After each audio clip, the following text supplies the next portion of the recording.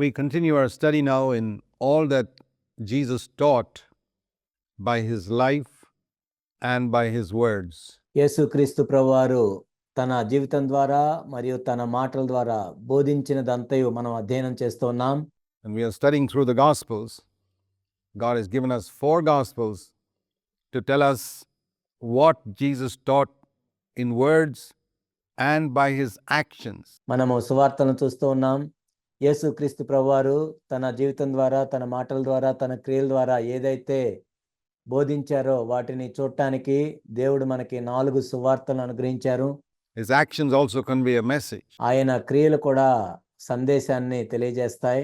The way he did things, the principles by which he lived, ఆయన కార్యములను ఎలా చేశారు, ఎలాంటి నియమాలను ఆధారం చేసుకుని ఆయన జీవించారు, and how he related to other people. ఆయన ఇతరులతో సంబంధాలను ఏ విధంగా కలిగి ఉన్నారు. And we were considering in our last episode of how Jesus walked on the water, overcoming the law of gravity. మన గత అధ్యయనంలో యేసుక్రీస్తు ప్రభువారు నీటి మీద ఏ విధంగా నడిచారో మనం చూసాం. And the greater miracle there was Peter overcoming the law of gravity as he looked at Jesus. ఆయన గురుత్వాకర్షణ శక్తిని ఏ విధంగా జయించారో చూసాం. దానికంటే పెద్ద అద్భుతం ఏంటంటే పేతురు కూడా ఆ గురుత్వాకర్షణ శక్తిని జయించగలిగాడు. And he thereby demonstrated to us how we could overcome the law of sin and death, which is the law of gravity is a picture of that, always pulling us down, and we can overcome. And Peter overcoming the law of gravity is the greater miracle there, teaching us that we can overcome the law of sin and death. అక్కడ పేతురు గురుత్వాకర్షణ శక్తిని జయించటం అనేది మనకేం తెలియజేస్తుందంటే అది చాలా గొప్ప అద్భుతంగా ఉంది, మనము కూడా దాన్ని జయించగలము అని తెలియజేస్తుంది. And when he began to sink, he just cried out, Lord, save me. That's all you got to do. ఎప్పుడైతే ఆయన మునిగిపోవడం ప్రారంభించాడో, ప్రభువా నన్ను రక్షించని కేకలు వేశాడు. మనం చేయవలసిందల్లా అదే. When you have failed, when you're slipping, the important thing is to call on the Lord, as it says here in Matthew 14:30, when you're beginning to sink, not after you've hit rock bottom. మత్తయి సువార్త 14:30 ప్రకారం నీవు మునిగిపోవటానికి ప్రారంభించినప్పుడు నీవు ప్రారంభంలోనే ఆ విధంగా చేయాలి, కానీ నీవు అట్టడుగు తాకినప్పుడు కాదు. The bottom of the sea. So many people ask God to help them and be merciful to them after they have completely fallen and messed up their life. చాలా మంది వాళ్ళ జీవితాలను పూర్తిగా నాశనం చేసుకున్న తర్వాత ప్రభువా నాకు సహాయం చేయమని అడుగుతూ ఉంటారు. The time to ask God to help you is when you're beginning to sink. నీవు ఎప్పుడైతే మునిగిపోవటానికి ప్రారంభమవుతున్నావో అప్పుడే ప్రభువుని సహాయం కోసం వేడుకోవాలి. For example, in practical terms, that means when you're facing a particular pressure to anger or to watch internet pornography on a computer. ఉదాహరణకి అనుదిన జీవితంలో మనం చూసినట్లయితే నువ్వు కోపడటానికి ప్రేరేపించబడుతున్నప్పుడు, ఆ ఒత్తిడిలో ఉన్నప్పుడు, లేక ఇంటర్నెట్లో బూతు చిత్రాలు చూడటానికి నేను ప్రేరేపించబడుతున్నప్పుడు, or any type of pressure like that, and you find you're resisting it, but you find you're slipping. అలాంటి ఒత్తిడికి నువ్వు లోనవుతున్నప్పుడు నువ్వైతే ఎదిరిస్తున్నావు, కానీ అయినా కానీ నువ్వు తప్పిపోతున్నట్లు నీకు అనిపిస్తే, you're falling, you feel the pull is becoming greater and greater, నువ్వు పడిపోతున్నావు, ఆ ఒత్తిడి, ఆ శక్తి ఎక్కువ అవుతున్నట్లు నీకు అనిపిస్తుంది, and you fear that you may fall. That's the time to cry out, Lord, give me grace, Lord, save me. నీవు అందులో పడిపోతావేమని నీకు భయమేస్తుంది. అప్పుడే ప్రభువా నాకు సహాయం చేయండి, మీ కృపనివ్వండి అని అడగాలి. The words are not important. If the Lord hears that cry of your heart, whoever calls upon the name of the Lord will be delivered. అక్కడ మనం ఏ మాటలు అడిగామన్నది కాదు ముఖ్యం, దేవుడు మన మొరను ఆలకిస్తారు. ఎవరైతే ప్రభువు నామమును బట్టి ప్రార్థన చేస్తారో వారు రక్షించబడతారు అని వాక్యం తెలియజేస్తుంది. That's a promise in scripture. Whoever calls upon the name of the Lord will be delivered. ప్రభువు నామమును బట్టి ప్రార్థన చే ప్రతివాడు దాని నుండి విడుదల పొందుతాడు అనేది దేవుని యొక్క వాగ్దానం. And as soon as Peter called on the name of the Lord, saying, Lord, save me, before the Lord gave him a rebuke, he first held him. ప్రభువా నన్ను రక్షించు అని పేతురు ప్రభువుని అడిగినప్పుడు, ప్రభువు పేతురుని గద్దించక మునిపే పేతురు యొక్క చేయి పట్టుకున్నాడు. That's always God's way. అది ఎల్లప్పుడూ దేవుని విధానం. He'll correct you, he'll rebuke you for your unbelief. ఆయన నిన్ను సరిచేస్తాడు, గద్దిస్తాడు నీ అవిశ్వాసాన్ని బట్టి. But he'll first hold you and then correct you. మొదటిగా ఆయన నిన్ను పట్టుకుంటాడు, ఆ తర్వాత నిన్ను సరిచేస్తాడు. He held him and then said to him. He didn't say to him and then hold him, because by the time the Lord said those words, Peter would have gone right into the sea. మొట్టమొదట పేతురు యొక్క చెయ్యి పట్టుకున్నాడు ప్రభు, ఆ తర్వాత గద్దించాడు. ఒకవేళ చెయ్యి పట్టుకో మునిపే గద్దించినట్లయితే ఆ మాటలు అయిపోయేసరికి పేతురు మునిగిపోయి ఉండేవాడు పూర్తిగా. So he held him and then said, "Oh, you of little faith, why did you doubt?" వెంటనే యేసు చెయ్యి చాపి అతను పట్టుకొని, అల్పవిశ్వాసి ఎందుకు సందేహపడితివి? We've seen this again and again and again in the Gospel of Matthew. దీన్ని మరలా మనం మత్తయి సువార్తలో చూస్తూ ఉంటాం. The Lord rebuking people for unbelief, the Lord admiring faith. వారి యొక్క అల్ప విశ్వాసాన్ని బట్టి, అవిశ్వాసాన్ని బట్టి ప్రభు గద్దించినట్లుగా మనం చూస్తాం. వారి యొక్క విశ్వాసాన్ని బట్టి ప్రభు వారిని ప్రశంసించినట్లుగా కూడా మనం చూస్తాం. What is the overall message that comes to us through this? What is Jesus trying to teach us through all these incidents put together? దీని ద్వారా మనం పొందే సందేశం ఏంటి? ఈ సంఘటనలన్నిటి ద్వారా యేసుక్రీస్తు ప్రభువారు మనకి ఏమి బోధించాలనుకుంటున్నారు? That the thing that he appreciates greatly in us మనలో ఉన్న విశ్వాసాన్ని బట్టి ప్రభు అభినందిస్తుంటాడు. is faith. That faith based on his word. దేవుని యొక్క వాక్యాన్ని ఆధారం చేసుకొని ఉండే విశ్వాసము. Now, if the Lord had not told him to come and he stepped out, that would be a different thing altogether. ఒకవేళ ప్రభు పేతుర్ని రావద్దు అని చెప్పినా కానీ పేతురు వచ్చినట్లయితే అది వేరే విధంగా ఉండేది. Now, unfortunately, today a lot of people are doing things which the Lord has never told them to do. దురదృష్టవశాత్తు ఈనాడు అనేక మంది ప్రభు చెప్పనివి కూడా చేస్తూ ఉన్నారు. They are trying to have faith for things God never promised. దేవుడు వాగ్దానం చేయని వాటి కోసం వీళ్ళు విశ్వాసాన్ని కలిగి ఉంటున్నారు. And no wonder they're sinking. వాళ్ళు మునిగిపోతున్నారు. అందులో ఆశ్చర్యం ఏం లేదు. They make a mess of their life వాళ్ళ జీవితాలను నాశనం చేసుకుంటున్నారు. because they are trying to do things God never told them to do. ఎందుకంటే దేవుడు వాళ్ళకి చెప్పని విషయాలు వీళ్ళు చేయటానికి ప్రయత్నం చేస్తున్నారు. They're jumping off the roof of the temple and trying to claim a promise, and they go crashing down and break their bones. వాళ్ళు దేవాలయం శిఖరం ఎక్కి దూకుతున్నారు. వాగ్దానాన్ని ఏదో స్వతంత్రించుకోవాలని అనుకుంటున్నారు. కానీ చివరికి వాళ్ళ ఎముకలన్నీ విరిగిపోతున్నాయి. వాళ్ళు నశించిపోతున్నారు. And wonder why the Lord didn't protect them. Well, the Lord's not promised to, support our stupidity. దేవుడు ఎందుకు మాకు సహాయం చేయలేదని వాళ్ళు అనుకుంటున్నారు. దేవుడు మన బుద్ధిహీనతకి సహాయం చేయడు. Jesus, if there are steps provided from the roof of the temple, you should use the steps, not jump off and ask the Lord to protect you with trying to claim some promise of his. దేవాలయ శిఖరం నుండి మెట్లుంటే మెట్లు వాడుకోకుండా పైనుంచి దూకి ఏదో ఒక వాగ్దానాన్ని స్వతంత్రించుకోవాలి, ఆ వాగ్దానాన్ని బట్టి కాపాడమంటే ప్రభు ఏం కాపాడ్డు. So here we read that if we have faith based on some promise of God, దేవుని యొక్క వాక్యాన్ని ఆధారం చేసుకొని విశ్వాసం కలిగి ఉండాలి. or some command of God లేక దేవుని యొక్క ఆజ్ఞను ఆధారం చేసుకొని saying, come and do this, you can be 100% sure that God will give you the resources to do it. నీవు వచ్చేది చెయ్యి అని ప్రభు చెప్పినప్పుడు, అలాంటి ఆజ్ఞ ఇచ్చినప్పుడు దానికి కావలసిన ప్రతి దాన్ని కూడా దేవుడు ఇస్తాడు. There's a lovely expression in Acts chapter 20 for describing the word of God. అపోస్తల కార్యములు 20వ అధ్యాయంలో దేవుని యొక్క వాక్యాన్ని వివరించిన ఒక అద్భుతమైన మాట ఉంది. In Acts chapter 20, Paul uses this expression to refer to God's word. Acts 20 verse 32. అపోస్తల కార్యములు 20:32వ వచనంలో దేవుని యొక్క వాక్యం గురించి పౌలు ఈ విధంగా చెప్పారు. He says, I commend you to God and to the word of his grace. ఇప్పుడు దేవునికిని ఆయన కృపా వాక్యమునకు మిమ్మల్ని అప్పగించుతున్నాను. That's a lovely expression. ఇది ఎంతో అద్భుతమైన మాట. For the word of God is the word of his grace. దేవుని యొక్క వాక్యాన్ని గురించి ఎంత అద్భుతమైన మాట ఇది, కృపా వాక్యము. Which means that every command in this word will have the promise of grace attached to it. That means that if you find a command, you can expect grace is available to keep that command. దీని అర్థం ఏంటంటే ఈ వాక్యంలో ఇవ్వబడిన ప్రతి ఆజ్ఞ కూడా దానికి సంబంధించిన కృప కూడా ఇవ్వబడుతుంది. There is no command in the New Testament for which grace is not available. కృప అందుబాటులో లేని ఏ ఆజ్ఞ కూడా క్రొత్త నిబంధనలో లేదు. Rejoice in the Lord always is a command. There's grace available. ఎల్లప్పుడూ ఆనందించుడి అనేది ఒక ఆజ్ఞ, దానికి కావాల్సిన కృప కూడా ఉంది. To rejoice in the Lord 24/7. You may not have availed of it. That's another thing.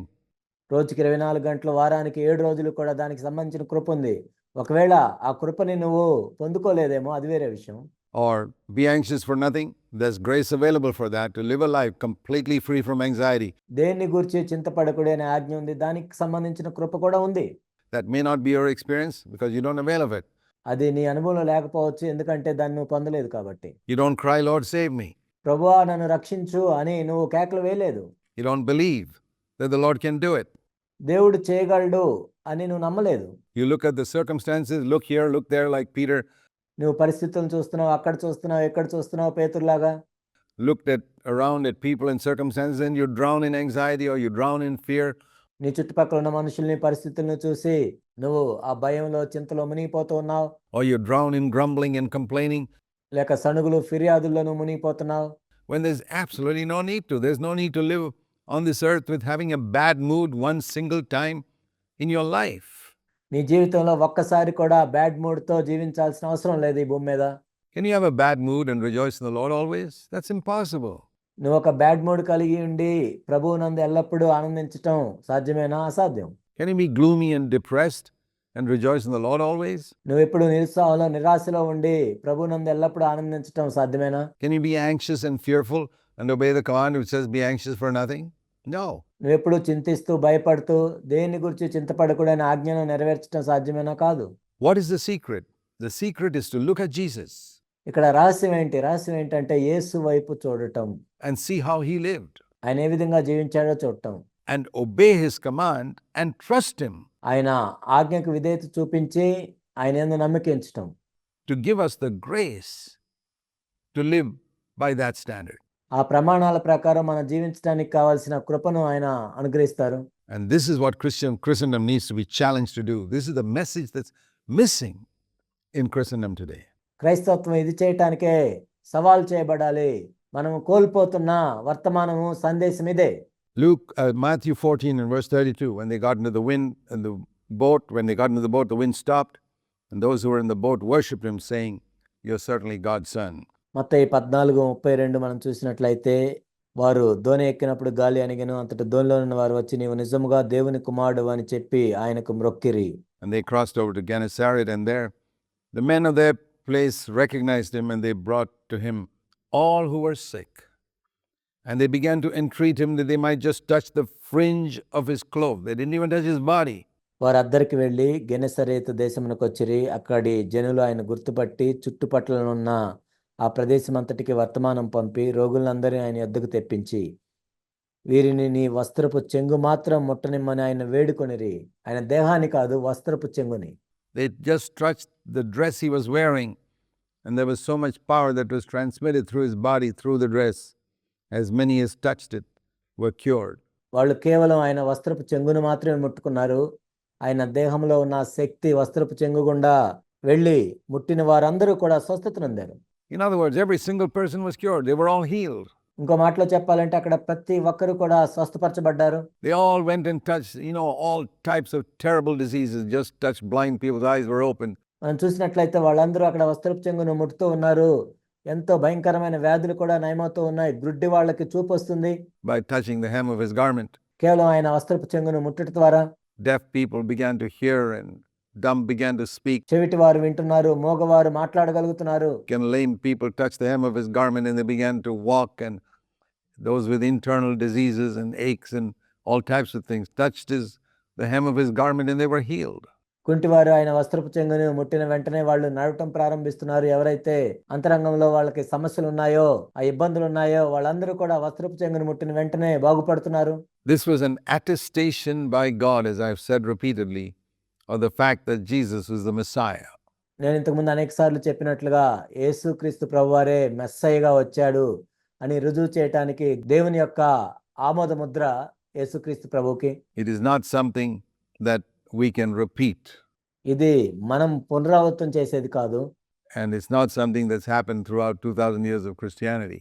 ఈ 2000 సంవత్సరాల క్రైస్తవత్వంలో ఎప్పుడు ఇది జరిగేదేమి కాదు. It happened in the time of Jesus. God has occasionally given such supernatural powers to some people according to his sovereign choice. యేసుక్రీస్తు ప్రభువారు ఉన్న దినముల్లో అలా జరిగింది. ఆ తర్వాత ఎప్పుడో అరుదుగా దేవుడు తన సార్వభౌమాధికారాన్ని బట్టి ఇలాంటివి కొంతమందికి ఇచ్చారు ఇలాంటి తలాంతులు. but not nobody, even 1% of the extent to which it was seen in Christ. కానీ క్రీస్తు ప్రభువు చేసిన దాంట్లో కనీసం 1% కూడా ఎవరూ చేయలేదు ఆ తర్వాత. There's never been an apostle or servant of God who's been able to manifest the power of healing and miracles that flowed out from Christ's life and body. యేసు క్రీస్తు ప్రభువారి జీవితం నుండి తన దేహం నుండి వెళ్ళిన అద్భుతాలు కానీ స్వస్థతలు కానీ ఆ తర్వాత ఏ ఒక్క అపోస్తలుడు కానీ ఏ దైవజనుడు కానీ చేయలేదు. Even 1%, not even 1,000th of that. So we need to humble ourselves and acknowledge that we cannot do that. యేసు క్రీస్తు ప్రభువారి దేహంలో నుండి కానీ లేకపోతే తనలో నుండి కానీ బయలు వెళ్ళిన అద్భుతాలు కానీ స్వస్థతల్లో కనీసం 1% కానీ అందులో 1000వ వంతు కానీ ఎవరు చేయలేదు. దాన్ని మనం గుర్తుంచుకోవాలి. He never asked us to do it. He never asked us to follow him in his ministry. He asked us to follow him in his life. మనల్ని చేయమని కూడా ఆయనేమి అడగలేదు. తన పరిచర్యను వెంబడించమని ఆయనేమి అడగలేదు. కానీ తన జీవితాన్ని వెంబడించమని ప్రభు అడిగారు. In the way he lived. ఆయన ఏ విధంగా జీవించారో ఆ విధంగా జీవించమని ఆయన అడిగారు. So let's keep that in mind. మన మనసులో దీన్ని ఎప్పుడు జ్ఞాపకం ఉంచుకోవాలి. And then we go on to Matthew chapter 15. We see that some Pharisees and scribes came to Jesus from Jerusalem, and they were always trying to find fault with him and his disciples. ఆ తర్వాత మనం 15వ అధ్యాయం చూసినట్లయితే ఆ సమయమున యెరూషలేము నుండి శాస్త్రులను పరిశీలన చేసినందుకు వచ్చి ఏదైనా ప్రభులో తప్పు కనిపెట్టాలని వాళ్ళు చూస్తూ ఉన్నారు. You know, there are some Christians like that. They're great scholars, Bible scholars like the Pharisees. కొంతమంది క్రైస్తవులు అలా ఉంటారు. వాళ్ళు పరిసయ్యుల వలె గొప్ప శాస్త్రుల్లాగా ఉంటారు.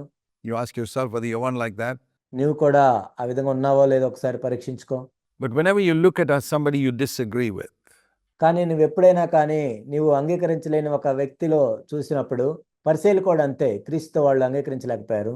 see, Jesus was one whom the Pharisees disagreed with. They didn't quite agree with the way he was doing things and the things he was preaching.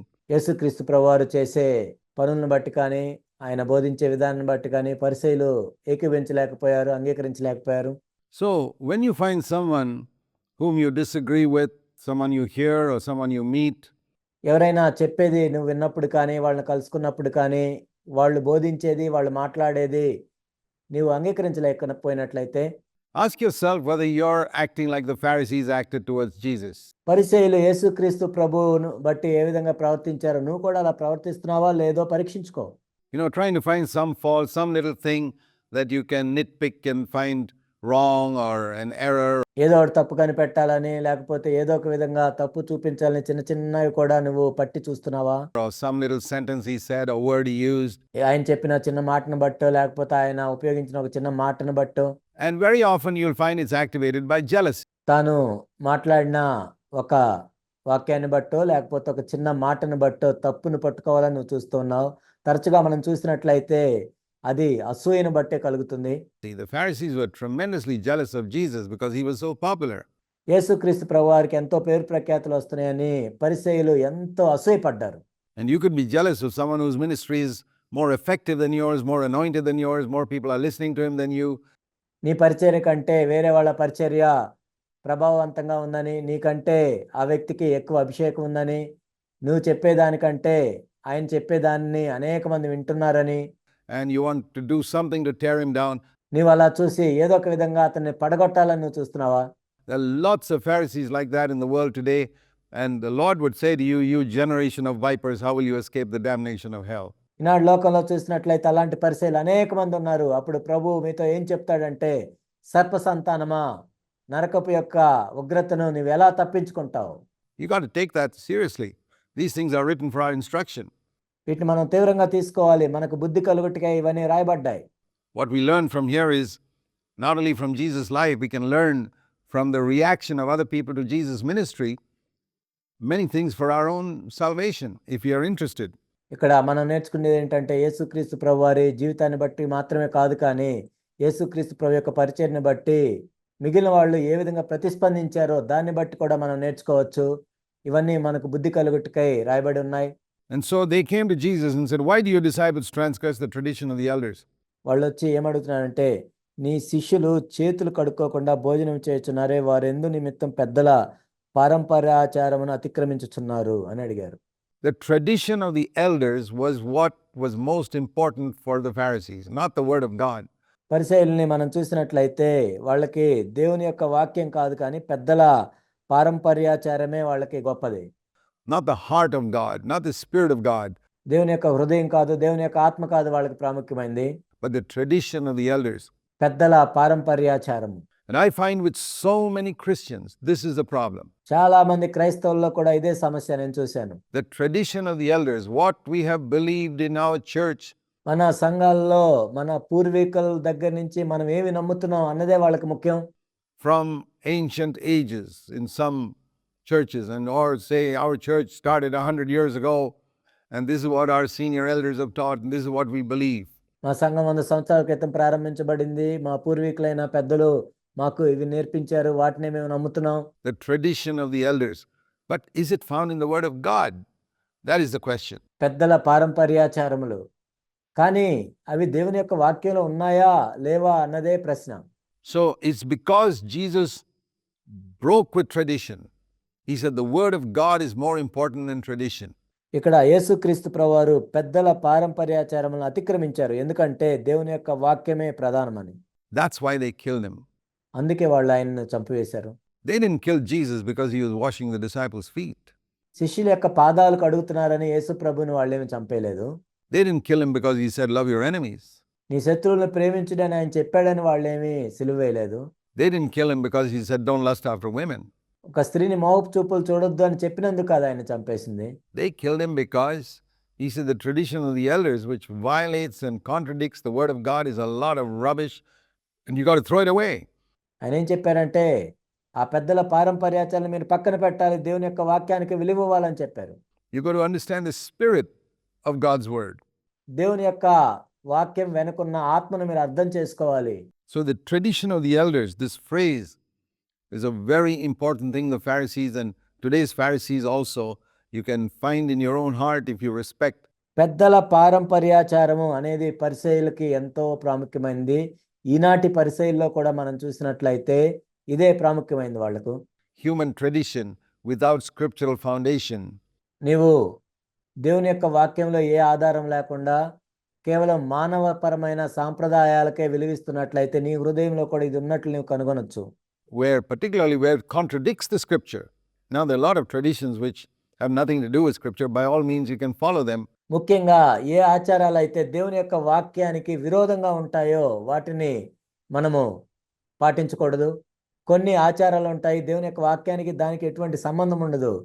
మనము వాటిని పాటించడం వల్ల సమస్య ఏమి ఉండదు.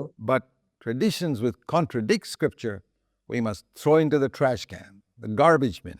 కానీ దేవుని యొక్క వాక్యానికి ఏవైతే విరుద్ధంగా ఉన్నాయో ఆ ఆచారాలన్నింటినీ మనం చెత్తబుట్టలో పడేసేయాలి. A lot of things in Christendom today that need to be thrown in the trash can if we want to follow the Lord. ఈనాటి క్రైస్తవ్యంలో ఉన్న చాలా ఆచారాలను మనం చెత్తబుట్టలో పడేయాలి నిజంగా నీవు ప్రభువుని వెంబడించాలంటే. If you don't do that, you will not be able to follow Jesus. You'll be following the tradition of the elders. నీవు అలా చేయనట్లయితే నీవు ప్రభువుని వెంబడించలేవు, కానీ కేవలం పెద్దల పారంపర్య ఆచారములను మాత్రమే వెంబడించగలవు. And one day stand before the Lord and discover that you didn't obey God's word. కానీ ఒకానొక రోజున నువ్వు యేసుక్రీస్తు ప్రభు ఎదుట నిలబడి దేవుని యొక్క వాక్యానికి నువ్వు విధేయత చూపించలేదని నువ్వు అక్కడ చూస్తావు. You just obeyed the traditions of your church. నువ్వు కేవలం మీ సంఘంలో ఉన్న ఆచారాలకు విధేయత చూపించావు అంతే. So be careful that that doesn't happen. అలా జరగకుండా ఉండటానికి నువ్వు జాగ్రత్త పడాలి. And the one tradition here was they don't sit down to eat without first going through a ritual washing of their hands. ఇక్కడ ఒక ఆచారం ఏంటంటే వాళ్ళు పెద్దల పారంపర్యాచారం ప్రకారం చేతులు కడుక్కోకుండా వాళ్ళు భోజనం చేయరు. But the disciples were pretty careless about all that, and Jesus answered and said to them, కానీ శిష్యులు వాటన్నిటిని పట్టించుకోలేదు. యేసు ప్రభు దాని గురించి జవాబు చెప్తూ ఉన్నారు. why do you yourself transgress the commandment of God for the sake of your tradition? He says, I'll tell you other areas where you are breaking God's word with your traditions. ఇక్కడ యేసుక్రీస్తు ప్రభువారు ఒక ప్రశ్న అడుగుతున్నారు. మీరును మీ పారంపర్యాచారం నిమిత్తమై దేవుని ఆజ్ఞను ఎందుకు అతిక్రమించుచున్నారు? మీరు కూడా ఫలానా విషయంలో ఈ విధంగా చేస్తున్నారు అని ప్రభువు చెప్తున్నారు. This is a small thing. నిజానికి వీళ్ళు చేసేది చాలా చిన్నది. ఇక్కడ that they don't wash their hands ritualistically. They were not talking about hygiene there. పెద్దల పారంపర్యాచారం ప్రకారం వాళ్ళు చేతులు కడుక్కోవట్లేదు, కానీ మామూలుగా పరిశుభ్రంగా ఉండటానికి చేతులు కడుక్కోవటం గురించి కాదు అక్కడ. But they were talking about a ritualistic washing of the hands in a certain way for a period of time before they eat. ఇక్కడ పరిసయ్యులు మాట్లాడేది ఏంటంటే వాళ్ళు భోజనం చేయటానికి ముందు పెద్దల పారంపర్యాచారం ప్రకారం ఒక విధంగా చేతులు కడుక్కోవటం కొంత సమయం దాని గురించి.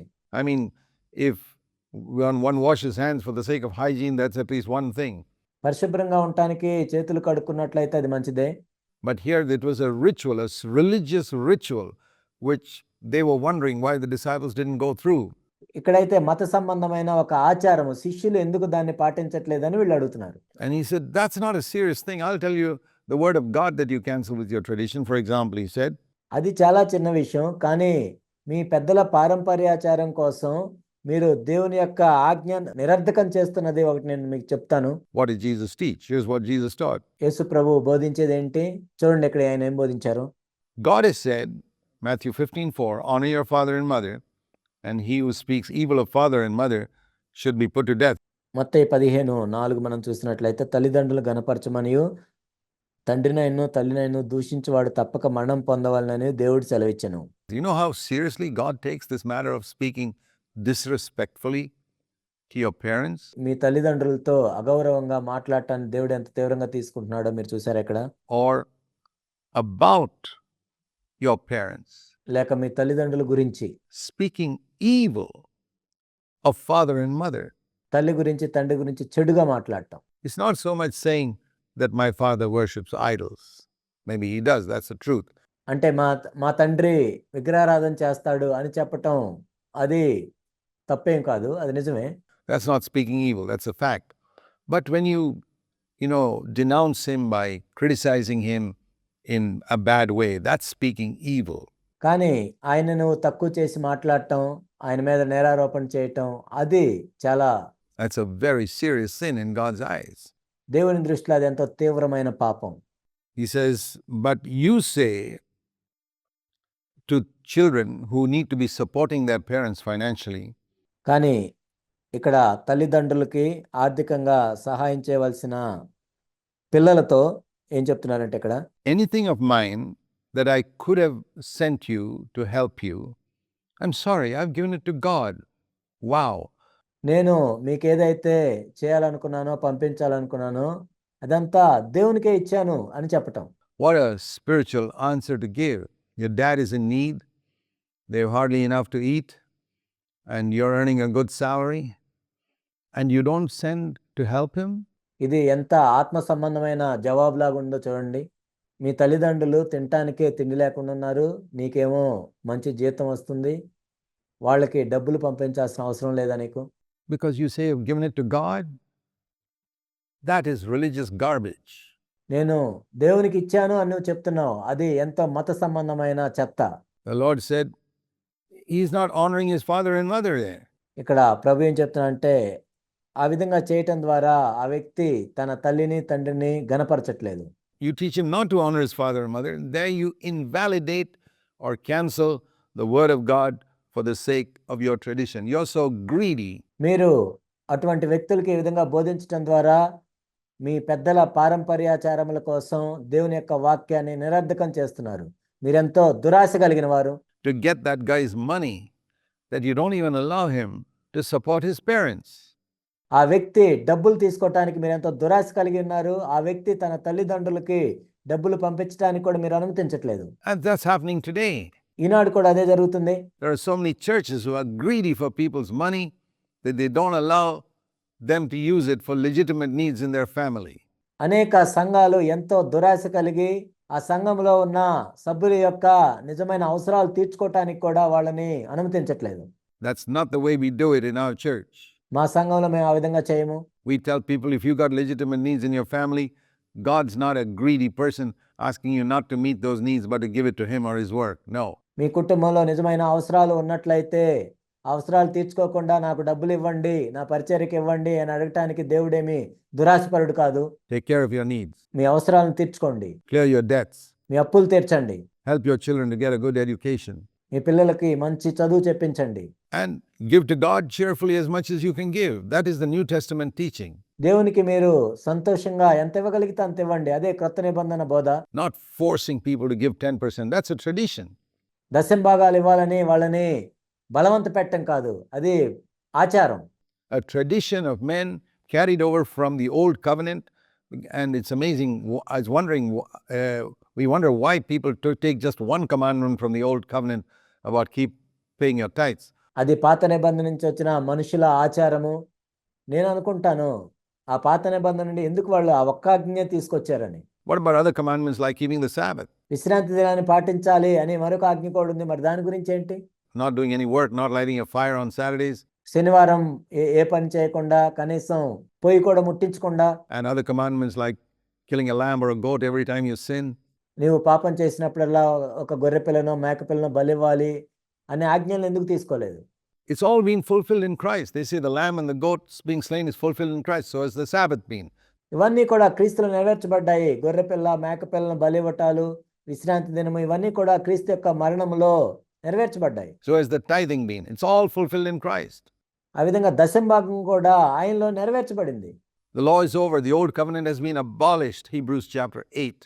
ధర్మశాస్త్రం అంతా కూడా ఆయనలో నెరవేర్చబడింది. పాత నిబంధన అంతా కొట్టివేయబడింది. హెబ్రీయులకు రాసిన పత్రిక 8వ అధ్యాయం. We're not supposed to tithe today. ఈనాడు మనం దశంభాగాలు ఇవ్వాల్సిన అవసరం లేదు. You mean we're not supposed to give to God, you say? అప్పుడు మీరు అంటారు, మరి మనం దేవునికి ఏమి ఇవ్వకూడదా? Yes, you can give cheerfully. Whatever you give cheerfully. నువ్వు దేవునికి ఉత్సాహంగా సంతోషంగా ఎంత ఇవ్వగలుగుతావో అంత ఇవ్వచ్చు. Is what it says in 2 Corinthians 9 and verse 7. 2 కొరింథీ 9:7 ఈ విధంగా చెప్పబడింది. In the Old Testament, the important thing was how much you gave. పాత నిబంధనలో అయితే నువ్వు ఎంత ఇచ్చావు అన్నదే ప్రాధాన్యమైనది. 10% like income tax. It's a fixed rate. Income tax rate is fixed. దశమ భాగం చెల్లించాలి 10%. అంటే ఇన్కమ్ ట్యాక్స్ లాగా ఆ రేటు ఫిక్స్డ్గా అలా ఉంటుంది. They were paying income tax to God. వాళ్ళు దేవునికి ఇన్కమ్ ట్యాక్స్ చెల్లించేవాళ్ళు. But in the new covenant, our relationship with God is not like a servant to his master paying income tax. కానీ క్రొత్త నిబంధనలో దేవునితో మన సంబంధం ఏంటంటే ఒక యజమానునికి దాసుడు చెల్లించే ఇన్కమ్ ట్యాక్స్ లాంటిది కాదు. It's like a wife to her husband. A wife doesn't pay income tax to her husband. ఇది ఎలా ఉంటుందంటే భార్యాభర్తల సంబంధం లాగా ఉంటుంది. ఒక భార్య తన భర్తకి ఇన్కమ్ ట్యాక్స్ ఏమి చెల్లించదు. She loves her husband and says, anything I have, you can have. తన భర్తను ఎంతగానో ప్రేమించి నాకున్నదంతా నీదే అని చెప్తుంది. It's a bride to a bridegroom relationship. ఇది పెండ్లి కుమార్తెకు పెండ్లి కుమారునితో ఉన్న సంబంధం. Do you want to go back to the old servant-master relationship with God, paying income tax to him? మీరు దేవునికి ఇన్కమ్ ట్యాక్స్ కట్టి పాత నిబంధనలో ఉన్న యజమానుడు సేవకుడు సంబంధానికి మరలా వెళ్ళాలనుకుంటున్నారా? Then forget about this tithing ఒకవేళ మీరు ఆ విధంగా అనుకోకపోతే ఈ దశమ భాగం మర్చిపోండి. and say, Lord, I have a relationship with you where all that I have is yours. Tell me how much I can use for myself. ప్రభువా, నీతో నాకు సంబంధం ఉంది, నాకున్నదంతా నీదే. అయితే నా అవసరాల గురించి నేను ఎంత వాడుకోవాలో నాకు చెప్పండి. Can you imagine a husband allowing his wife to starve ఒక భర్త తన భార్య పస్తులు ఉండాలని కోరుకుంటాడా? because he wants her money? That would be an evil husband. God's not like that. Christ is not like that. తన డబ్బంతా కావాలని భర్త భార్య గురించి అలా అనుకుంటాడా? అలా అనుకున్నట్లయితే ఎంతో దుష్టుడైన భర్త. దేవుడు అలా ఉండడు, క్రీస్తు అలా ఉండడు. So here we see an example of human traditions that have cancelled out God's clear word in 2 Corinthians 9:7. ఇక్కడ 2 కొరింథీ 9:7 దేవుని యొక్క వాక్యాన్ని, మనుషుల యొక్క ఆచారాలు దేవుని యొక్క వాక్యాన్ని నిరర్ధకం చేస్తున్నట్లుగా మనం చూస్తాం. Which says God loves a cheerful giver and you must not give grudgingly. దేవుడు ఉత్సాహంగా ఇచ్చే వాళ్ళని ప్రేమిస్తారు, కానీ పిసినారితనంగా సణుక్కుంటూ ఇవ్వకూడదు. You must not give out of compulsion, somebody forcing you to give. That has been cancelled out. బలవంతంగా కూడా ఎవరు ఇవ్వకూడదు. ఆ విధంగా ఇచ్చినట్లయితే దేవుని యొక్క వాక్యాన్ని నిరర్ధకం చేసినట్లే. By greedy preachers and pastors. దురాశపరులైన బోధకులు, పాస్టర్లు వల్ల ఇలా జరుగుతుంది. But who is there to proclaim it? కానీ దాని గురించి మాట్లాడేది ఎవరు? If anybody proclaims it, pastors and preachers will jump on him saying he's a heretic. ఎవరైనా దాని గురించి మాట్లాడినట్లయితే ఈ పాస్టర్లు, బోధకులు అందరూ ఏమంటారంటే ఇతను తప్పుడు సిద్ధాంతాన్ని బోధిస్తున్నాడు అంటారు. And if you're afraid of that, you'll never be a servant of God. That's it. ఒకవేళ నువ్వు దానికి భయపడినట్లయితే నువ్వు దేవుని సేవకునిగా ఉండలేవు. That is the modern day application of it. ఈ ఆధునిక కాలంలో ఈ విధంగా మనం అన్వయించుకోవచ్చు. You know, you say you've given it to God and you don't help your own family. నేను దేవునికి ఇచ్చాను అని చెప్పి నీ సొంత కుటుంబానికే నీవు సహాయం చేయట్లేదు. Jesus said you have actually cancelled out the word of God. ఇక్కడ యేసుప్రభు ఏమంటున్నారంటే నిజానికి నువ్వు దేవుని యొక్క వాక్యాన్ని నిరర్ధకం చేస్తున్నావు. He who does not care for his own family, 1 Timothy 5 verse 8. మొదటి తిమోతి 5:8 ప్రకారం Who does not provide for his own family is worse than an infidel, worse than an unbeliever, worse than an atheist. మొదటి Timothy 5:8 ప్రకారం ఎవరైతే తన కుటుంబాన్ని సంరక్షించరో వాళ్ళు అవిశ్వాసుల కంటే చెడ్డవారు, దేవుణ్ణి నమ్మని వారి కంటే చెడ్డవారు. We need to know these verses of scripture, which a lot of your pastors won't tell you. మనము ఈ లేఖనాలను తెలుసుకోవాలి. అనేక మంది మీ పాస్టర్లు మీకు ఇవన్నీ చెప్పరు. He says, "You hypocrites, rightly did Isaiah prophesy of you, saying," in Matthew 15 and verse 8. వేషధారులారా, యెషయా మిమ్మల్ని గూర్చి ప్రవచించిన మాట సరి అయినదే. మత్తయి 15:8. This people honors me with their lips. They say a lot of nice things about me, but they don't know the scriptures. ఈ ప్రజలు తమ పెదవులతో నన్ను గనపరుస్తారు, అనేక మంచి మాటలు చెప్తారు, కానీ వాళ్ళకి లేఖనాలు తెలియవు. They don't know what my word says, and so their heart is far away from me. నేను ఏమి చెప్పానో వాళ్ళకి తెలియదు, కాబట్టి వాళ్ళ హృదయాలు నాకు దూరంగా ఉన్నాయి. In vain do they worship me. They say they're coming on Sunday morning for praise and worship. నన్ను వాళ్ళు వ్యర్థంగా ఆరాధిస్తున్నారు. ఆదివారం పూట వచ్చి స్తుతిస్తున్నాం, ఆరాధిస్తున్నాం అని చెప్తారు. But what do they do after that? దాని తర్వాత వాళ్ళు ఏం చేస్తున్నారు? They teach as doctrines the commandments of men. మనుష్యులు కల్పించిన పద్ధతుల్ని దైవోపదేశములని బోధిస్తున్నారు. What men teach them, what some preacher teaches them వాళ్ళకి మనుషులు చెప్పినవి, లేకపోతే ఏదో ఒక బోధకుడు చెప్పినవి from the pulpit, which is not even found in the New Testament. That's what they practice. వాళ్ళ ప్రసంగ వేదికల మించి వాళ్ళు విన్నవి అవన్నీ దేవుని యొక్క వాక్యంలో కూడా ఉండవు. That's so true today. You know, we got to apply these scriptures to our lives today and see all that Jesus taught. ఈనాడు ఇవన్నీ కూడా ఎంతో యథార్థంగా మనకు కనపడుతూ ఉన్నాయి. కాబట్టి యేసుక్రీస్తు ప్రభువారు బోధించిందంతా కూడా ఈనాడు మనం అన్వయించుకోవాలి. He taught us to give up human tradition which cancels the word of God. ఆయన మనకేం బోధించారంటే దేవుని యొక్క వాక్యాన్ని నిరర్ధకం చేసే మనుషుల యొక్క పారంపర్యాచారాలని మనం పాటించుకోండి. There are a lot of traditions, as I said, which have got no conflict with God's word. That's fine. నేను ఇంతకు ముందు చెప్పినట్లుగా దేవుని యొక్క వాక్యానికి విరోధంగా లేని ఆచారాలు కొన్ని ఉంటాయి, అందులో తప్పేమి లేదు. But wherever a single tradition conflicts the word of God, we must be willing to stand against relatives. కానీ ఒక్క ఆచారమైన దేవుని యొక్క వాక్యానికి విరోధంగా ఉన్నట్లయితే మనము దానికోసం నిలబడాలి.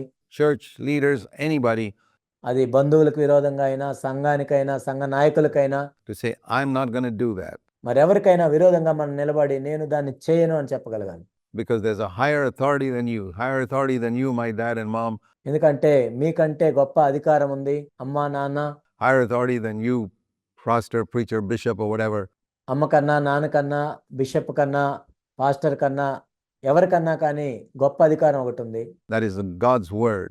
అదే దేవుని వాక్యం. That's the highest authority there is in this universe. ఈ విశ్వంలో అత్యంత గొప్ప అధికారం కలది దేవుని యొక్క వాక్యం. And I'm going to obey that, and not a tradition passed down through centuries in some church. నేను దానికే విధేయత చూపిస్తాను, కానీ ఏదో కొన్ని శతాబ్దాల నుండి ఒక సంఘం నుండి వచ్చిన ఆచారాలను కాదు. So this is what Jesus taught, and we are to do it and teach other people all that he commanded. ఇదే యేసు బోధించింది. ఆయన ఆజ్ఞాపించిన సంగతులన్నిటినీ మొట్టమొదట మనం గైకొని ఇతరులు కూడా గైకొనవాలని వారికి బోధించాలి. That the traditions of men can cancel out, invalidate, verse 6, the word of God. మనుషుల పారంపర్యాచారము నిమిత్తమై దేవుని యొక్క వాక్యము నిరర్ధకం అవుతుంది. These are the things that made the Pharisees furious, and that's why they called him the prince of devils. ఇలా చెప్పిన కారణాన్ని బట్టే పరిసయ్యులు ఎంతో కోపంతో ఊగిపోయారు. అందుకే దయ్యములకు అధిపతి అని ప్రభువుని పిలిచారు. And these are the things that make a lot of Christian leaders and Bible scholars and fundamentalist preachers who come through Bible school, etc., furious. Bible కాలేజీల నుంచి వచ్చే బోధకులు కానీ, లేకపోతే ఎవరైతే మేము మూల సిద్ధాంతాలు నమ్ముతున్నాం అనేవాళ్ళు కానీ, వాళ్ళందరూ కోపంతో ఊగిపోవటానికి కారణాలు ఇవే. Because it exposes their error and exposes their greediness. ఎందుకంటే వాళ్ళలోని తప్పును మరియు వాళ్ళలోని దురాశను ఇవి ఎత్తి చూపిస్తున్నాయి కాబట్టి. And they will call you similar names, Beelzebul, prince of devils, etc. వాళ్ళు నిన్ను కూడా అదే పేరు పెట్టి పిలుస్తారు, బయల్జెబూల్ అంటారు, దయ్యాలకు అధిపతి అంటారు.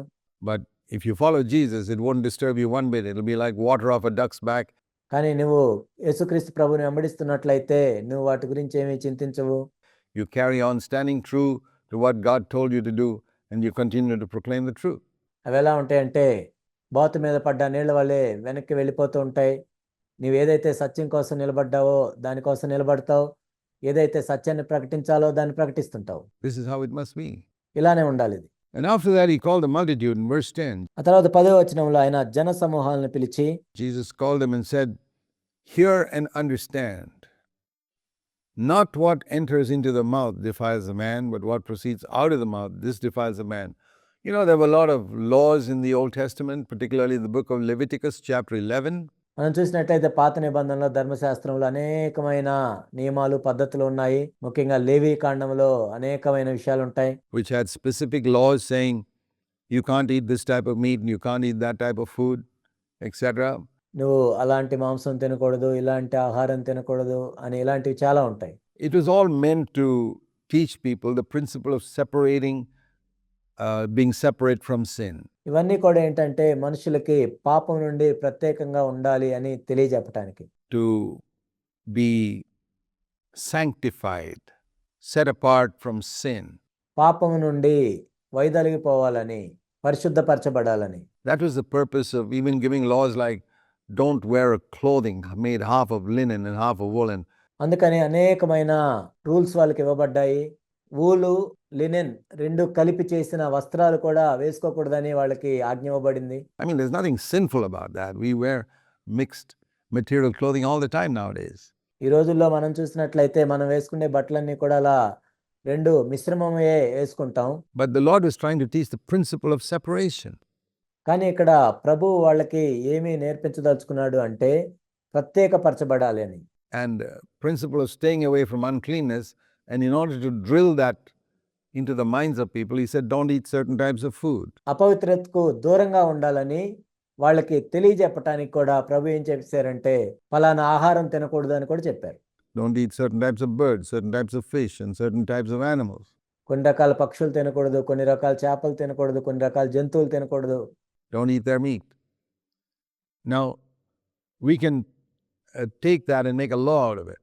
వాటి మాంసం తినకూడదు అని చెప్పారు. అయితే దాంట్లో నుంచి కూడా తీసి ఒక రూల్స్ లాగా మనం చేయకూడదు.